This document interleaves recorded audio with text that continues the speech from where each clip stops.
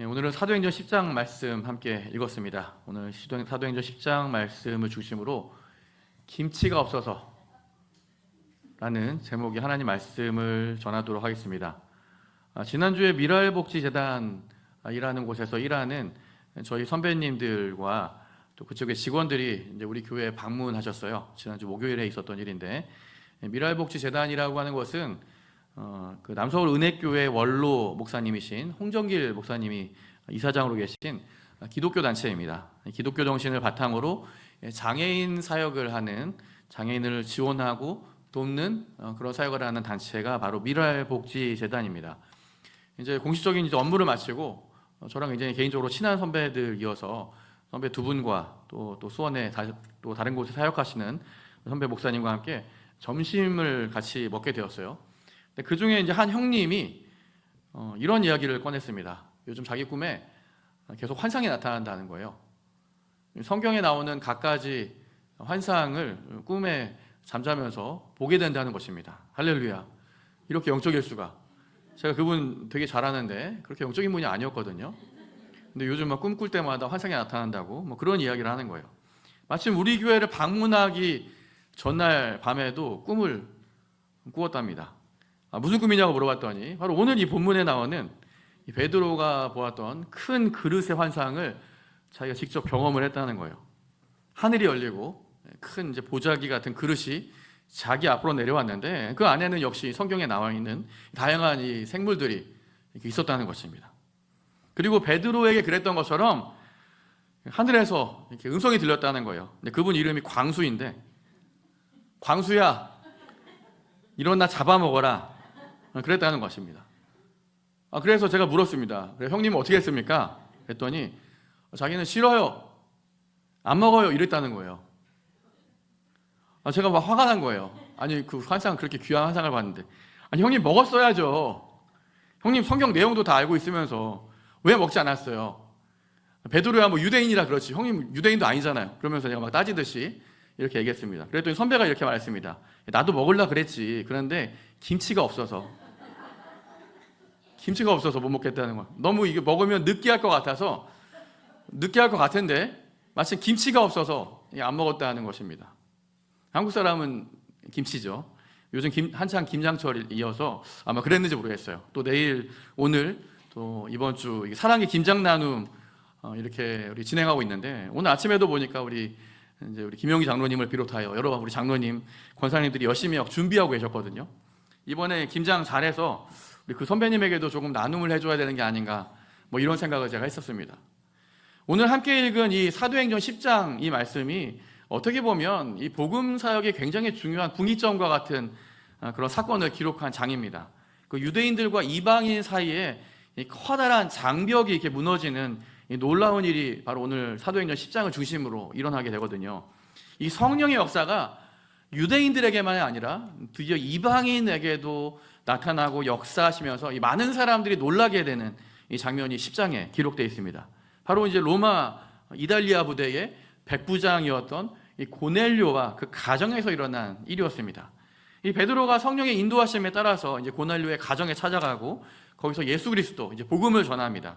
그러자 이 베드로의 말씀, 이 복음의 말씀을 듣고 이 고넬료와 그 집안의 모든 사람들이 막 성령의 임재를 경험한 거예요. 성령께서 역사하시고 그런 큰 능력을 경험한 겁니다.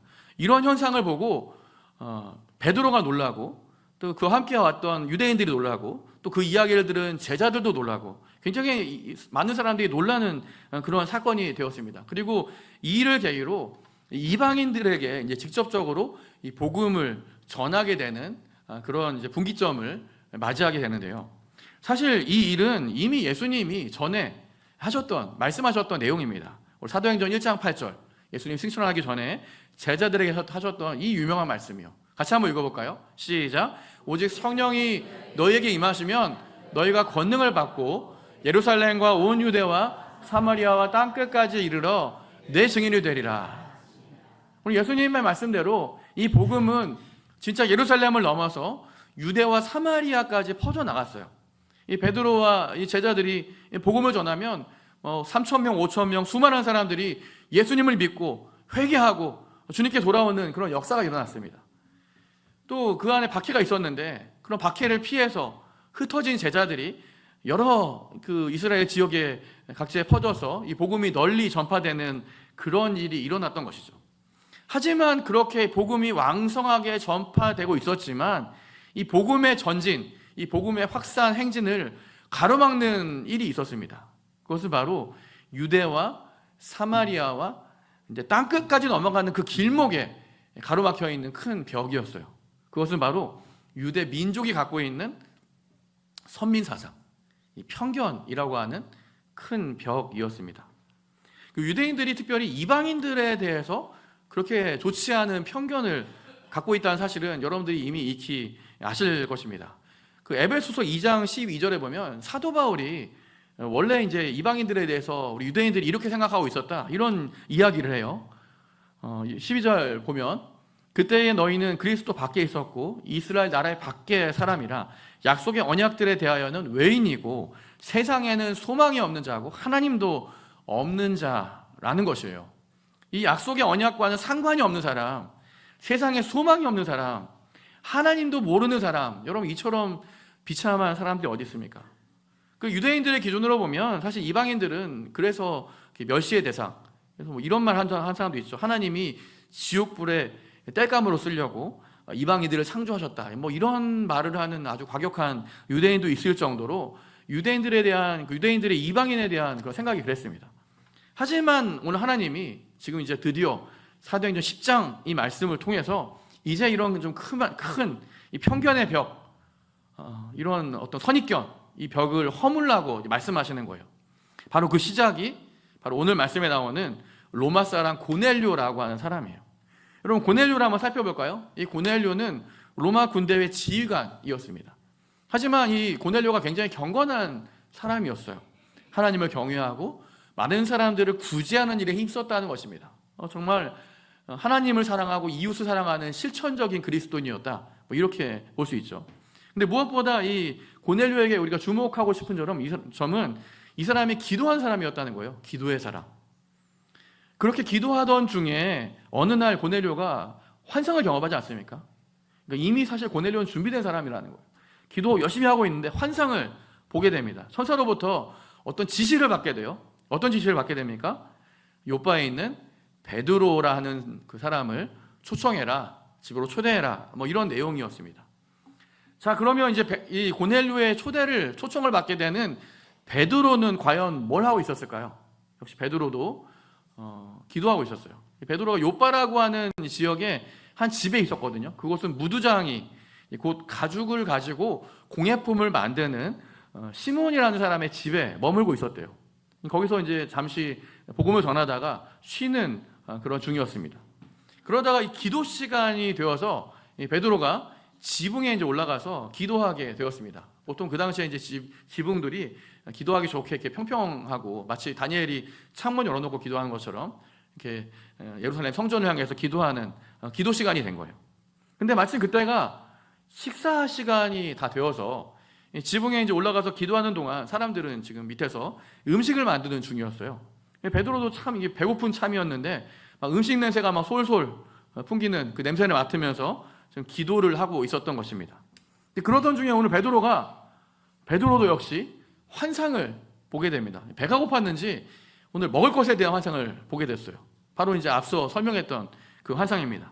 그릇이 내려오고 그 안에 이제 각종 먹을 것이 가득한 거예요. 사실은 생물들이 가득했는데 먹을 것이 가득했습니다. 12절 말씀해 보시면 그 안에 있는 것들이 이렇게 설명하고 있어요. 같이 한번 읽어볼까요? 시작. 그 안에는 땅에 있는 각종 네 발 가진 짐승과 기는 것과 공중에 나는 것들이 있더라. 뭐 요즘 우리가 못 먹는 게 없잖아요. 뭐 달팽이도 먹고 뭐 별의별 거 다 먹는데 이 하늘에서 이렇게 음식이 내려왔다는 것이죠. 배고픈 베드로를 위해서. 얼마나 영광입니까? 그 안에 이제 먹을 만한 생물들이 분명히 있었을 거예요.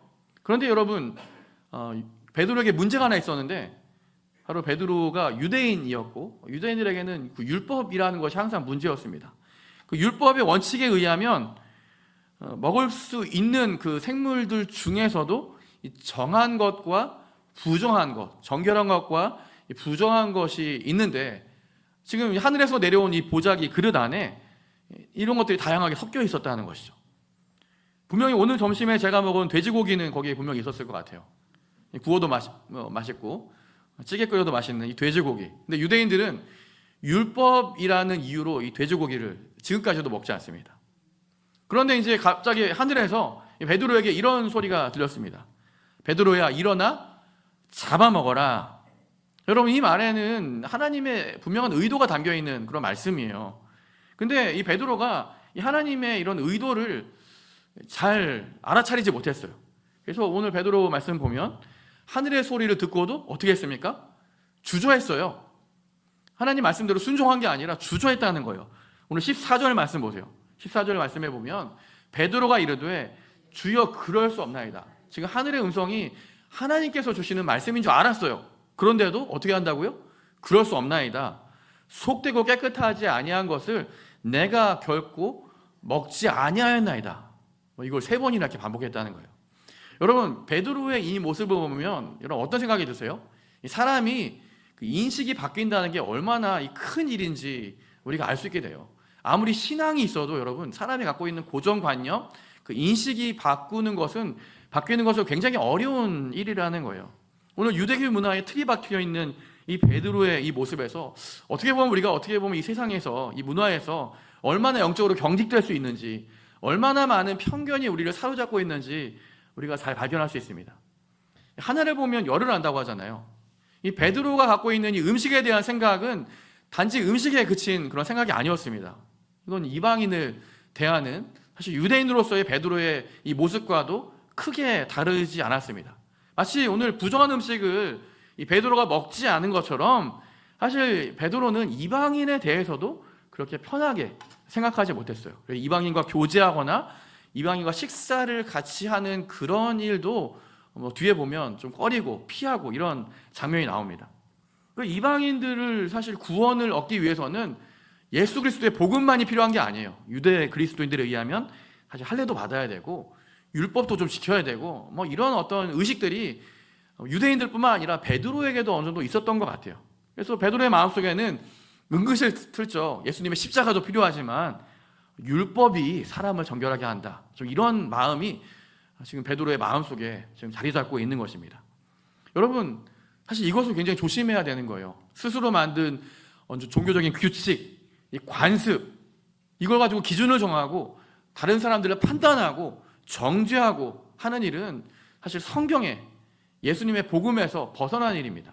그리스도 예수 안에 있는 자에게는 결코 정죄함이 없느니라 이렇게 분명히 말씀하셨는데, 우리는 다양한 규칙을 세우고 전통을 세워서 지금도 여전히 다양한 이유로 다른 사람들을 판단하고 또 때로는 정죄하고 그렇게 하기 때문이에요. 여러분, 우리나라에 거주하는 외국인이 얼마나 정도 될까요? 이주민이라고 하는데, 지난해 조사된 통계에 의하면 그냥 관광 온 외국인이 아니라 우리나라에 현재 거주하고 있는, 보통 3개월 이상 체류하고 있는 외국인은 신고된 사람만 250만 명이라고 합니다. 여러분, 250만 명이면 우리나라 인구의 5% 정도에 해당될 정도로 굉장히 큰 숫자입니다. 물론 이제 신고되지 않은 그런 사람들, 이제 불법 체류자라고 할 것 같은데, 이런 분들도 한 50만 명 정도 된다고 해요. 그러니까 한 300만 정도 이주민 외국인들과 함께 우리가 이 나라에 살고 있습니다. OECD의 세운 기준에 의하면 이런 이주민들, 이주 배경을 가진 인구가 5%를 넘으면 다문화 국가, 다인종 국가로 분류한다고 합니다. 그러니까 우리나라도 드디어 이제 다문화 국가, 다인종 국가에 진입했다고 볼 수 있는 시대가 되었어요. 그런데 문제가 좀 있습니다. 그럼 뭐가 문제일까요? 사실 외국인들, 이주민들이 문제가 아니라 우리나라 사람들이 가지고 있는 외국인에 대한 인식이 문제입니다. 물론 과거에 비해서 오늘 우리나라 사람들이, 우리들이 이주민에 대한 그 인식이 사실 많이 좋아진 건 사실이에요. 옛날만큼 강하게 좀 거부감을 갖거나 그렇게 하진 않습니다. 작년에 발표된 인권의식 실태조사라는 통계에 의하면 이주민을 사회 구성원으로 받아들이고 이웃으로 받아들이는 그런 일에 대해서 굉장히 좋게 생각한다, 한 70% 이상 정도로 좋게 생각한다, 이런 긍정적으로 생각하는 그런 통계가 나왔는데요. 하지만 여러분, 사실 이웃으로 받아들이고 사회 구성원으로 나와 상관이 없는 그런 사람 받아들이는 것에 대해서는 긍정적이지만 사실 나랑 가까운 내 가족으로 받아들인다거나 굉장히 가까운 사람으로 친척으로 받아들이는 이런 일에 대해서는 아직은 상대적으로 불편한 인식을 가졌다고 합니다. 뭐 예를 들면 어느 날 우리 자녀가 결혼한다고 데리고 왔는데 외국인인 거예요. 피부가 희고 눈이 파랗고 아니면 까맣고 이런 사람을 갑자기 데리고 온 거예요. 그럼 막 이제 부모님이 큰 충격을 받아서 이거 어떻게 해야 되죠? 하나님이 어떻게 합니까? 뭐 이런 식으로 생각한다는 거죠. 뭐 외국인 자녀를 입양한다거나 이런 일에 대해서는 아직도 우리나라 사람들의 우리나라의 그 국민들의 인식이 아직 좀 불편하다, 아직은 좀 어색하다 이런 인식을 가졌다는 것이죠. 그 이주민들이 여러분 그렇기 때문에 다양한 이유로 우리나라에서 아직도 차별을 경험하고 있다고 합니다. 여기 다음 통계에 보면 다른 나라 일본을 제외하고 다른 나라에 비하면 우리나라가 굉장히 이주민에 대해서 그렇게 우호적이지 않다는 것을 볼 수 있어요. 몇 주 전에 우리 교회에서 미셔 파트너스 상임대표이신 한철호 선교사님이 오셔서 이제 특강을 진행하셨어요. 우리 단기 선교 특강이었는데 제가 그때 이제 청년부 모임이 있어서 특강을 끝까지 듣지 못했지만 그때 이주민 선교에 대한 굉장히 중요한 이슈에 대해서 몇 가지를 이야기를 해주셨습니다. 코로나 시대 이후에 이 선교가 시대를 알고 시대를 해석하고 시대를 섬기는 일이 필요하다. 뭐 이런 주제로 이제 이야기를 하셨는데 그 중에서도 특히 이 우리나라에 이렇게 많은 이주민들이 들어오고 있고 또 이들이야말로 진짜 우리가 섬겨야 되는 선교의 대상이다. 뭐 이런 이야기들을 해 주셨어요. 여러분 그렇습니다. 우리가 선교에 대해서도 좀 인식의 변화가 필요한 시점이에요. 선교에 대한 고정관념도 좀 바꿔야 된다는 거예요. 나가는 선교도 필요합니다. 보내는 선교도 아직도 필요하죠. 하지만 등잔 밑이 어둡다는 말처럼 우리 가까이 들어와 있는 이런 이주민들이야말로 우리가 더 많이 관심을 갖고 사랑하고 함께 섬겨야 되는 선교의 대상이라는 점입니다. 여러분 우리 교회가 마침 네팔 쉼터 청년들이 3부 예배 시간에 지금 지속적으로 함께 오고 또 교제하고 섬기고 있는데요. 여러분 이게 우리 가까이 있는 선교의 시작 아닙니까? 우리가 이런 분들이 올 때마다 어떻게 해야 될까요? 좀 환영하고 좀 손을 좀 꼭 잡아주고 잘 오셨다고 환대하고 좀 필요한 도움을 좀 주신다면 여러분 이것이야말로 진정한 선교가 아닐까요? 우리가 선교원금을 보내고 선교사를 파송하고 아니 내가 뭐 단기 선교를 나가고 사실 이런 일들보다 더욱더 필요한 진정한 선교가 아닌가 싶습니다. 이런 인권 침해나 차별을 경험하는 사람들이 이런 외국인들, 이주민들만 있는 게 아니에요. 이 장애인들도 또 다른 의미에서 인권 침해나 차별을 경험하고 있답니다. 이 장애인에 대해서는 사실 이 장애인에 대해서 좀 우리가 많이 생각해 볼 필요가 있어요. 우리는 특히 이제 장애인에 대한 관심이나 또 이런 사역에 대해서 상대적으로 사실 많은 관심이 부족한 상태입니다.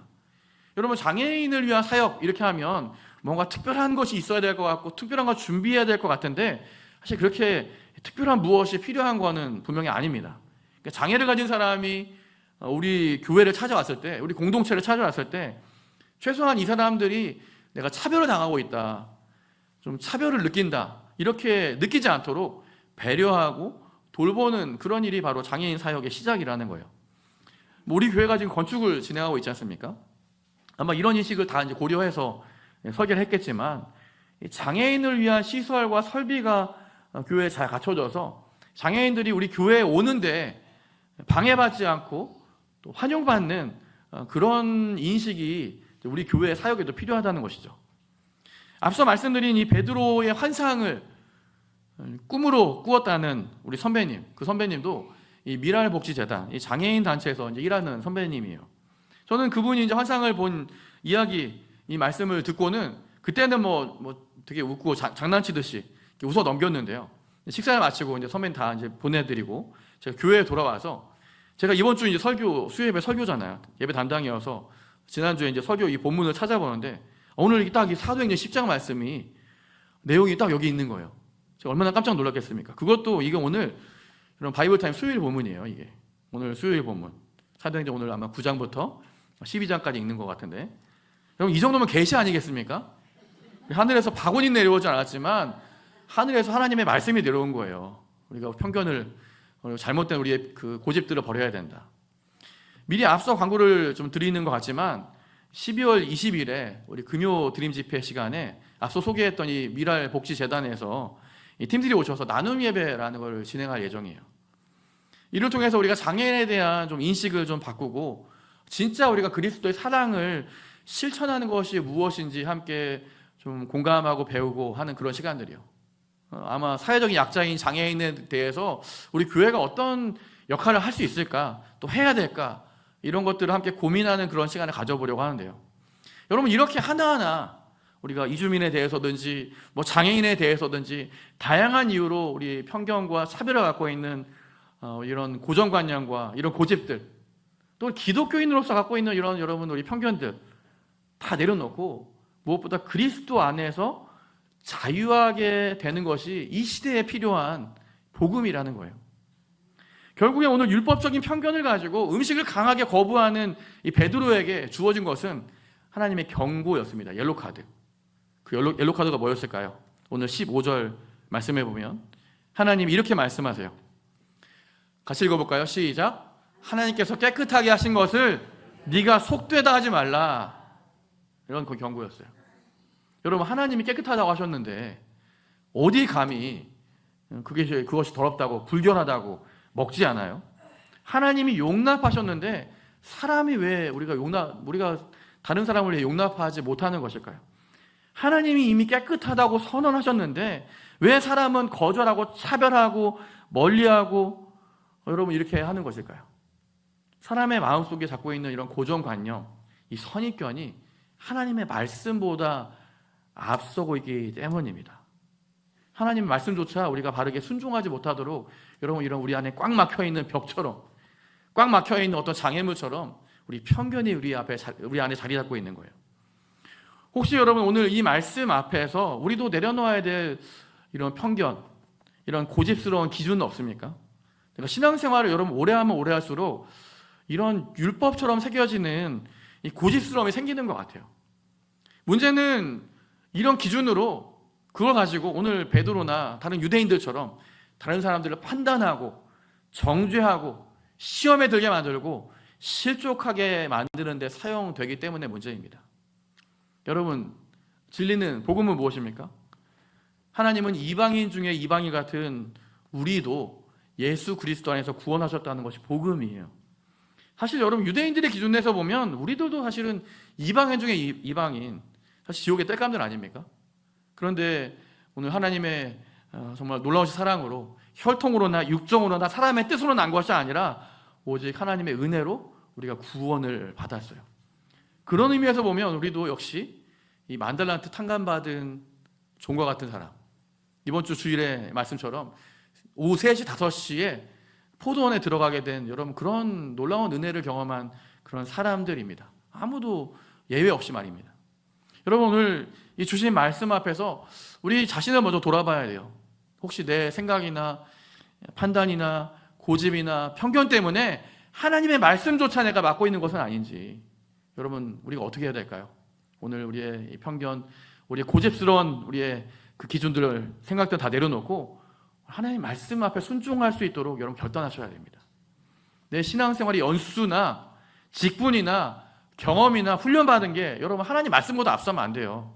그것이 내 자랑이나 판단의 기준이 되어서는 안 됩니다. 오직 하나님 말씀에 순종하는 것만이 우리의 자랑이 되고 우리의 신앙의 잣대가 되어야 됩니다.